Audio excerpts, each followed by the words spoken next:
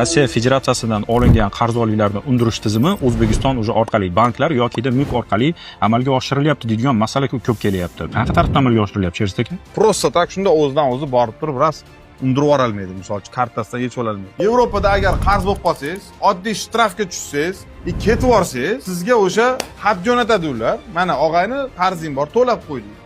Agar to'lamasang deydi, biz senga viza bermaymiz qaytib.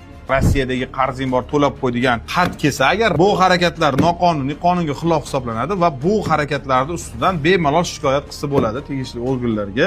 Ko'pchilik nimaga o'rgangan, bundoq uzun qog'oz bo'ladi-da, oxiriga tushib turib bitta galchkan bosadi, "Assalomu alaykum" deb bosaveradi. Agar realni, misol uchun, qarzni to'lash imkoniyati bo'lmasa, qo'pol qilib aytganda, mana yo'q hech narsa, mana otib tasha deydi-yu, o'shanaqa holat bo'lsa, o'shanda haqiqatda u nevozratni dolg bo'lib qoladi, ya'ni qaytmaydigan qarz bo'lib qoladi.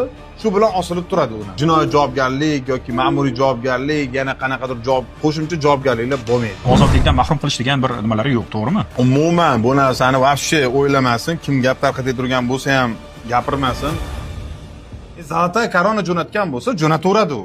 U любой, siz Ispaniyada bo'lsangiz ham o'sha yerga ham jo'nataveradi. Chunki o'zini ishini qilyapti. Olishidan oldin men qaytarmayman, короче, kidat qilaman, zalata korona deydigan fuqarolarimiz ham ko'p. O'sha fuqarolar mana bizni ko'rsa, agar sizlarga murojaat, aqlinglar yetsa qarz olinglar.